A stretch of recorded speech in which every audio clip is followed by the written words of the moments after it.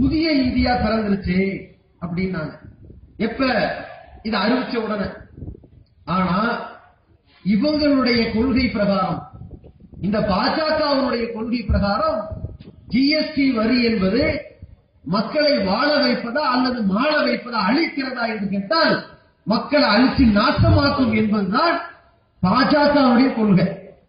ஏற்கனவே இதே நரேந்திர மோடி குஜராத்தினுடைய முதல்வராக இருக்கும்போது அப்ப காங்கிரஸ் அரசாங்கம் சொல்லிச்சு, நாங்க ஜிஎஸ்டி வரியை அமுல்படுத்த போறோம்.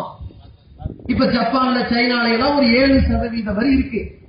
அது மாதிரி ஒரு 7%, ஒரு 8% ஜிஎஸ்டி வரியை நாங்க அமலாக்க பண்ண போறோம் சொன்னாங்க. அப்படி சொன்ன பொழுது மிகப்பெரிய அளவுல கொதிச்சு கொப்பளித்து, குஜராத்ல இருந்துதான் இந்தியாவில் அதிகமான ஊர்களுக்கு துணிமணி ஜவுளி எல்லாம் சப்ளை ஆகும், அதனால பெரிய பாதிப்பு வந்துடும் சொல்லி நரேந்திர மோடி அப்ப அறிவிக்கிறார். என்ன அறிவிக்கிறாரு? இந்த சட்டத்தை நான் எதிர்ப்பேன், இதை ஏற்றுக்கொள்ள மாட்டேன்.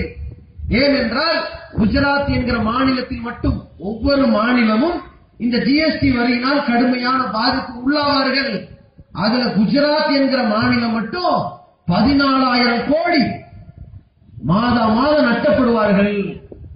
மாசத்துக்கு 14,000 கோடி நஷ்டம்னா இந்த மாநிலம் என்ன வருது? ஒருபோதும் அனுமதிக்க மாட்டேன். எந்த அளவிற்கு என்றால், இந்த சட்டத்தை மத்திய அரசாங்கம் பிறப்பிக்கிறதா இருந்தால், இந்த சட்டம் ஜிஎஸ்டி வரி என்று நாடு முழுவதும் நீங்கள் அமுல்படுத்துவதாக இருந்தால் என்னை சாவடித்து என் பிணத்தின் மீதுதான் நீங்கள் அமல்படுத்தணும். இப்ப என்ன பண்ணிருக்கிறாங்க? அமல்படுத்திட்டாங்க. அப்ப மோடி ஒரு செத்த பணம் இவங்க அறிவிச்சுட்டாங்க. இப்ப பிணத்துக்கு மேலதான் அறிவிச்சிருக்காங்க. இப்ப என்ன பணமாக்கிட்டு தாண்டா அறிவிக்கணும்னு சொன்னது மோடி. இப்ப புதிய இந்தியா பிறந்துருச்சுன்னு அருண்ஜேட்லி அறிவிக்கிறாருன்னா யார பணமாக்கி இருக்கிறாங்க? மோடிய. சரி, அப்ப இதை அறிவிச்சிருக்கிறார்கள்.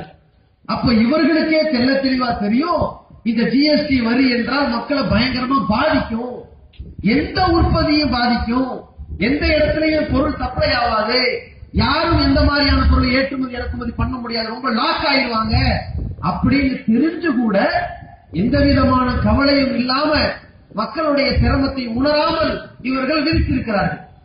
எது மாதிரி? எல்லாத்திலையும் 20-22% வரி, 12 20-22% வரியை போட்டு உழுக்கிறான். ஒரு கடல் மிட்டாய்க்கு வரி போட்டிருக்கான். 100 ரூபாய்க்கு கடல் மிட்டாய் வாங்கணும்னா இப்ப அதுக்கு 118 ரூபாய் கொடுக்கணும். அதுக்கு 18% வரி. எல்லாத்திலையும் வரி.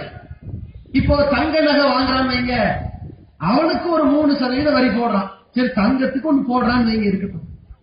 இவனுடைய நாட்டுல நம்மளால வாழ முடியலன்னு சொல்லி பொருளாதாரம் இழந்துட்டு இருக்கிற தங்கத்தை போய் விற்கிறான்னு வைங்க. ஒருத்தன் பழைய தங்கத்தை விற்று காசு வாங்கி சோறு திங்கி நினைக்கிறான்னு வைங்க, அந்த நிலைக்கு ஆளாவன கூடி விரைவில்.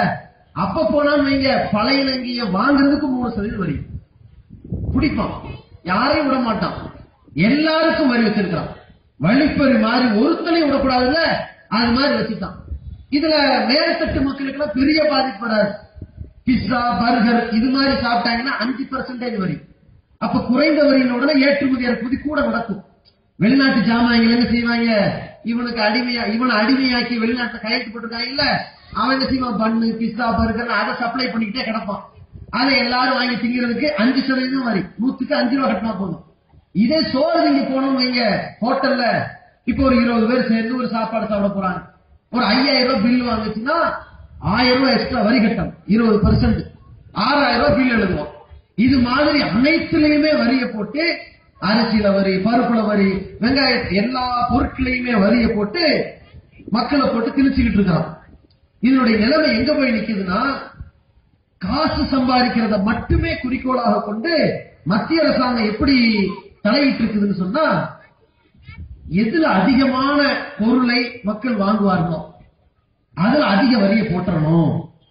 எந்த பொருளை அதிகமா மக்கள் வாங்கி பயன்படுத்துவார்களோ அது எவ்வளவு அத்தியாவசியமா இருந்தாலும் சரி, அதுல தான் நம்ம காசு சம்பாதிக்க முடியும் அப்படின்னு சொல்லி எந்த விதமான ஒரு கருணையும் காட்டாம அந்த மக்கள் மீது கொண்ட வரி என்னன்னு கேட்டீங்கன்னா, இந்த உடல் ஊனமுற்றவர்கள் இருப்பாங்க நம்ம நாட்டுல, அவர்களுக்குன்னு சில பொருள் இருக்கும்ல, தள்ளுவண்டி சக்கரம் அதெல்லாம் இருக்குல்ல, அந்த பொருளுக்கு வரி வச்சுட்டான்.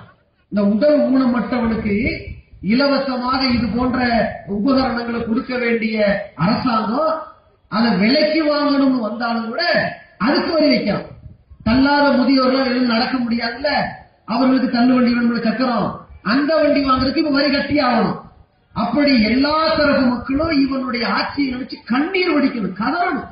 அந்த மாதிரி ஒரு நிலை ஏற்படுத்தி நம்ம நாட்டினுடைய எல்லா பெண்களுடைய நிலை ஒரு பூ பெய்த பிறகு, பருவம் அடைவதற்கு பிறகு மாதாந்திர அவர்களுடைய இயற்கை தேவையாக அந்த ஒரு மாதவிலக்கினுடைய நேரத்துல ஒரு துணியையோ மற்ற பொருளையோ வைத்து அதை தவிர்த்து சுத்தம் செய்வதை விட இந்த சானிட்டரி நாப்கின் சொல்லி விற்பனைக்கு விடுறாங்கல்ல பல வகையில, அந்த பொருளைத்தான் வாங்கி சுத்தம் செய்து தன்னுடைய அன்றாட புழக்கத்திற்கு வசதி அது.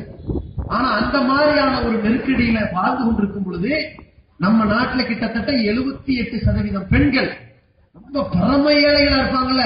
ஒரு டிரெஸ் தான் இருக்கு, மாற்று துணி இல்ல, வீட்டுல கழிப்பறை இல்ல, வீடே இல்ல, பிளாட்பார்ம் வீடு. இந்த மாதிரி இருக்கிற பரம ஏழைகளாக இருப்பவர்களை தவிர மற்ற எல்லா தரப்பு பெண்களுமே இந்த மாதிரியான பொருளை வாங்க வேண்டி இருக்கிறது.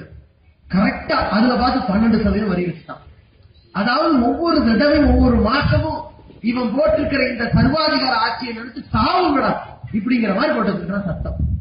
அப்ப இவ்வளவு வரியை போட்டு நம்மளை திணிச்சு கொடுமைப்படுத்திட்டு இருக்கிறாங்களே, இவ்வளவு அடித்தட்டு மக்களை இந்த அளவுக்கு கஷ்டப்படுத்திக்கிட்டு இருக்கிறாங்கன்னு சொல்லி மக்கள் கொந்தளிச்சு கிடைக்கிறவங்க எல்லாம் போய் கேள்வி கேட்கணும்ல. பத்திரிகையாளர்களுக்கு யாரு கிடைக்க மாட்டாங்க? பிரதமர் கிடைக்கவே மாட்டார், அவர் பாட்டு சட்டமாயிட்டு வெளிநாடு போயிடுவார், கிடைக்கவே மாட்டார். லோக்கல் அங்கங்க சில அமைச்சர்கள் வருவாங்க, அவனாவது என்ன செய்யணும், ஜிஎஸ்டி வரி வந்தால் நம் நாட்டுக்கு அது நல்லது இது நல்லதுன்னு ஒரு வாத பிரதிவாதம் பேச தயாரா இருக்கணும். எவனாவது பேச முடியுதா? ஓட விட்டு அடிக்கிற மாதிரி இருக்கிறாங்க, கோபம். அதுல சமீபத்துல ஒரு பெண் அமைச்சர் நிர்மலாங்கிற பொம்பளைட்டு விசாரிக்கிறாங்க, நீங்க சொல்லுங்க இந்த மாதிரி ஜிஎஸ்டி வரியை போட்டிருக்கிறாங்களே, இனிமேல் நாங்க போய் ஹோட்டல்ல சாப்பிட முடியுமா? வெளியே ஹோட்டல்ல சாப்பிட்டா வரி வச்சிருக்கிறீங்களே, நாங்க எப்படி சாப்பிட முடியும்னு கேட்டிருக்கிறாங்க. அந்த அம்மா வேகமா ஹோட்டல்ல சாப்பிடாட்டி வீட்டுல சாப்பிட்டு இருக்குது. அவங்க திருப்பி கேட்டா, வீட்டுல களிமண்ணையா சாப்பிட்டு இருக்கோம், வீட்லயே அரிசி பருப்பு தானே வாங்கி சாப்பிடுறோம், அதை நம்ம ஒப்ப விட்டு சொத்தா அதுக்கு வரி கட்டித்தானே, அதுக்கு ஜிஎஸ்டி போட்டிருக்கீங்கன்னா பதில காணும். இதுக்கு மேல பேசக்கூடாது. தெரியாது என்னடா இந்த நாட்டுல முன்னேற்றம் பண்ண போறீங்கன்னா தெரியாது. சரி, ஜிஎஸ்டி வரியை எல்லா நாட்டிலையும் வச்சிருக்காங்கல்ல, எவ்வளவு வச்சிருக்காங்க? எல்லா 17 வகையான வரின்னு சொல்லி லொட்டு லோசுக்கும் வச்சிருக்கிறியே, அந்த 17 வகையான வரிக்கும் சேர்த்து நீ 12ல இருந்து 20ல இருந்து 28ல இருந்து 30% வரைக்கும் வரி வைக்கிறியே, எல்லா நாட்டிலையும் அவ்வளவு வச்சிருக்கானா? ஒரு 7% வரி அல்லது ஒரு 6% வரி அல்லது 3% வரி, அது இருந்தா ஓகே. நமக்கு சேவை அந்த கூட்ஸ் வரதுக்கு சர்வீஸ் டேக்ஸ் கட்ட வேண்டியிருக்கு, கொடுத்துக்கலாம். ஆனா 15%, 20%, 25% சொன்னா இது சக்சஸா போகுமா? நாடு முழுவதும் எப்படி சிரமப்படுவான் இப்ப தெரியாது. இந்த சூழ்நிலை ரூபாய் நோட்டு தடை செய்யும் பொழுது கூட முழுசா பண்ணல, அம்புட்டிய தடை பண்ணியிருந்தா அன்னைக்கே காலி ஆயிருப்பான். மத்திய அரசாங்கம் அன்னைக்கே சாப்டர் க்ளோஸ் ஆயிருக்கும், பெரிய புரட்சி வெடிச்சிருக்கும். இந்த 500,000 மட்டும் தடை பண்ணிட்டு 100 புழக்கத்துல விட்டாங்கல்ல, புழக்கத்துல இருந்துச்சுல, சோத்துக்கோழி இருந்துச்சு. ஆனா இப்ப என்னன்னா எல்லா பொருளுக்கும் வரி வச்சதுனால ஒரு 10ல இருந்து 15 நாள் வரைக்கும் தான் நம்ம இயங்குவோம். எல்லாம் புரிஞ்சுக்கீங்க, ஒரு 10ல இருந்து 15 நாள் வரைக்கும் நம்ம இயங்குறதுக்கு என்ன காரணமா இருக்கும்னா, வாங்கின சரக்கு இருக்கு, எல்லா கடைக்காரன்ட்டையும் வாங்கி வச்ச சரக்கு இருக்குல்ல, அதுக்கு என்னது இப்போதைக்கு ஜிஎஸ்டி வரிய சொல்லி 100 ரூபாய் பொருள் 18 ரூபாய் எக்ஸ்ட்ரா கொடு 12 ரூபாய் எக்ஸ்ட்ரா கொடு வித்து கொடுத்துருவான். அதுக்கு பிறகு சரக்கை எடுக்கிறது கடைக்காரலாம் யோசிப்பான். ஏன் எம்ஆர்பி பொருள் இருக்கு, ஒரு பொருளுக்கான அந்த retail price, maximum retail price MRP அதிகபட்சம் இதுக்கு இவ்வளவு ரூபா விற்கணும் அப்படின்னு வச்சிருப்பான்ல, 20 ரூபா 30 ரூபா ஜாமானுக்கு. அதை என்ன செய்வான், ஜிஎஸ்டி வரியை சேர்த்து 30 ரூபா பொருளை 35 ரூபான்னு விற்பான், 40 ரூபா பொருளை 50 ரூபான்னு கொடுப்பான், 100 ரூபா பொருள் 120 ரூபான்னு கொடுப்பான். இப்போ எம்ஆர்பி போட்டு இந்த விலைக்கு தான் கொடுக்கணும் நம்ம சட்டம் போட்டு எல்லா பொருளும் நீ வரப்போகுது 2 மாசம் கழிச்சு. அப்படி வந்துச்சுன்னா எந்த கடைக்காரனும் ஆஃபர் வைக்க மாட்டான், 4 வாரம் 1 ஃப்ரீ இதெல்லாம் வைக்க மாட்டான். ஏன், அவனுக்கே லாபம் முடங்கி குறைஞ்சு போயிடும். அப்ப என்ன, எல்லா ஜிஎஸ்டி வரியை வச்சுக்கிட்டு என்னத்தை அதிக விலைக்கு விற்க மாட்டான். ஒரு கடையை விட இன்னொரு கடை வியாபாரமான காரணமே சில பொருட்கள் இவன்ட்ட கம்மியா இருக்கு, சில பொருட்கள் அவன்கிட்ட கம்மியா இருக்கு. அம்புட்டு பேருக்கு எம்ஆர்பி ஒரே மாதிரி ஆகுனா, எங்க 100 கடை இருக்குதா, அம்புட்டு கடை அட ஒரே ஒரு கடை இங்க வந்து ஜாமான் வாங்கி ஆக்கி விட்டுருவாங்க. அப்ப பெரிய கடைக்காரன் பிழைச்சுக்குவான், சின்ன கடைக்காரன் அதோட சாவு பண்ணிதான். இதான் நோக்கம். அப்ப எல்லா சிறிய வியாபாரிகளும் அடி வாங்குவாங்களா? அதுக்கப்புறம் இப்ப எல்லா மாவட்டங்கள்ல இருந்தும் பொருள் வாங்கணும்.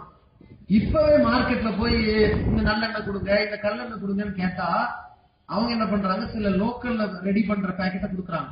என்னங்க இதை கொடுக்குறீங்க, அந்த பிராண்ட் இல்லையான்னு கேட்கிறோம். அதை நாங்க வாங்கல, ஏன் ஜிஎஸ்டி பிரச்சனையா இருக்கனால வாங்கலன்னே சொல்லிட்டாங்க. இப்ப இருக்கிற பொருள் இது தீர்ற வரைக்கும் தான் விற்போம்ட்டாங்க. அதுக்கப்புறம் என்ன பண்ணுவான், இந்த ஜிஎஸ்டி வரியை பற்றிய குழப்பம் தெளிவாக வரைக்கும் ஒரு 10 நாளைக்கு எதையும் வாங்க வேணாம், விற்க வேணாம், போடான்னு லீவ் விட்டுட்டான்னு வைங்க, அவ்வளவுதான்.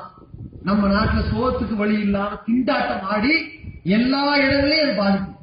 அத்தனை இடங்களையுமே பொருள்லாம் காலியாயிரும். பொருள் காலியாகிற வரைக்கும் தான் இப்ப 15-20 நாள் வரைக்கும் தான் இந்த சூழ்நிலை ஓடும். 20 நாள் கழிச்சு இதை கெடுபடிய தாங்க முடியாம எல்லா மாவட்டத்திலும் மாநிலங்களிலும் இருக்கிற லாரி ஓட்டுநர்கள் ஸ்ட்ரைக் பண்ணுவான். எங்களால இதை சரி கட்ட முடியல, பொருளை எடுத்துட்டு வர முடியலன்னு ஸ்ட்ரைக் பண்ணுவான். ஒரு நாள் ஸ்ட்ரைக் பண்ணா இன்னைக்கு தக்காளியினுடைய விலை 70 ரூபாய், போன 2 நாளைக்கு முன்னாடி 60 ரூபாய், அதுக்கு 2 நாளைக்கு முன்னாடி 50 ரூபாய், அதுக்கு முன்னாடி 40 ரூபாய், அதுக்கு முன்னாடி 30 ரூபாய். 5 ரூபாய்க்கு வாங்கின தக்காளி, கிலோ 10 ரூபாய் வாங்கின தக்காளி இன்னைக்கு 70 ரூபாய், நாளைக்கு 400 ரூபாய் வரும். வாங்குவோமா? ஒரு சில குடுறா ஒழுகிட்டா வாங்கி கொண்டு போயிருவோம், அது கேட்பா 100 ரூபாய்க்கு. இது கிலோ 400 ரூபாய், இப்பவே டேமேஜ் ஆகிற மாதிரி இருக்கு, அது 100 ரூபாய்மா. முடியுமா நமக்கு? நம்ம எல்லாம் குறைக்காத, எதையும் வாங்க வேணாம்னு வரும். அப்புறம் என்ன செய்வான், பொருள் கிடைக்கலங்கிற ஒரு அவன் என்ன செய்வான், இனிமேல் இறக்க வேணாம், ஆள் வாங்கலங்கிறான், எந்த பொருளை போய் இறக்கிட்டு வருது, அம்புட்டியும் நிப்பாட்டுவான், உற்பத்தியை குறைப்பான், ஏற்றுமதி இறக்குமதி எல்லாத்தையும் எல்லா மாநிலங்களையும் குறைச்சிட்டான்னு வைங்க, அதோட நின்றும். நின்னா என்ன ஆகும், இருக்கிற பொருள் காலியானதுக்கு பிறகு நம்ம இளநிலையா தின்னுட்டு வாழ்றது. நமக்கு இருக்கிற அடுத்த இலக்கு ரேஷன் கடை தான். வாங்கடா எல்லாரும் அங்க போலாம், சூறையாட ஆரம்பிப்போம். அங்க காலியானதுக்கு பிறகு மத்திய அமைச்சர்கள் சார்பா யாரெல்லாம் இருக்கிறா அவங்க கிட்ட முற்றுகையிடுவான். இதுக்கு பிறகு தலைமைச் செயலகத்தை முற்றுகையிடுவான். ஏன், இவங்க தானுங்க அதுக்கு புரோக்கரு. மத்திய அரசுக்கு பாதி, மாநிலத்துக்கு பாதி, அதுக்கான இவனை அமல்படுத்தி இருக்கிறான். இவங்க கிட்ட முற்றுகையிடுவான். இவங்களே முடியலன்னு வைங்க, அங்க போயிடுவான். இது மாதிரியான ஒரு நிலை 15-20 நாட்கள் கழித்து நடைபெற இருக்கிற ஒரு மிகப்பெரிய அபரிவிதமான ஒரு சூழ்நிலை இந்தியாவுக்கு ஒரு ஆபத்தா வரப்போகுது என்பதை கொஞ்சம் கூட உணராமல், எந்த விதமான பொருளாதார நிபுணர்களையும் விசாரிக்காம, எந்த பொருளை எவ்வளவு ஏத்தலாம், எங்க ஏத்தலாம், அந்த வரியை என்ன பண்ணலாம்ங்கிற எந்த சூழ்நிலை இல்லாமல் ஒரு அவசர கோலத்துல இந்த திட்டத்தை எடுத்திருக்கிறார்கள். பொருளாதார நிபுணர்கள் எல்லாம் என்ன சொல்றாங்கன்னா, இப்போது நம்ம நாடு ஓடிக்கொண்டிருக்கிற பொருளாதார சூழ்நிலையிலையும் நம்ம மக்கள் வாங்கிக்கிட்டு இருக்கிற பொருட்களுடைய சூழ்நிலையிலையும் இருக்கின்ற விலைவாசியுடைய சூழ்நிலையிலையும் பார்த்தா இந்த ஜிஎஸ்டி வரி சட்டத்தை 2019 தான் அமல்படுத்தணும். இவன் என்ன பண்றான், 2 வருஷத்துக்கு முன்னாடியே இதை அமல்படுத்திட்டான். இப்ப இதனால என்ன வரும், பயங்கரமான பல பிரச்சனைகளை சந்திப்பதற்கு மத்திய அரசாங்கம் காரணியாயிருச்சு. என்ன மாதிரியான பிரச்சனைனா, மக்களுக்கு ஒரு வகையில் ஒரு ஆறுதல் இருக்கும்ல, சரி நம்மள்கிட்ட வாங்கின வரிய நல்லது தானே செய்யறாங்க, இப்படின்னா ஒரு ஆறுதல் வரும்ல. நம்ம 100 ரூபாய் பொருளை 120 ரூபாய் கொடுத்து வாங்குறதுக்கு ஒரு முடிவு எடுக்கிறோம்னா எப்ப முடிவு எடுப்போம், சரி ஓகே நம்மகிட்ட வாங்குற காசு வச்சு வெட்டியாவா இருக்கிறான், இதை வச்சு ரோடு போடுறாங்க, நல்ல பல கல்வி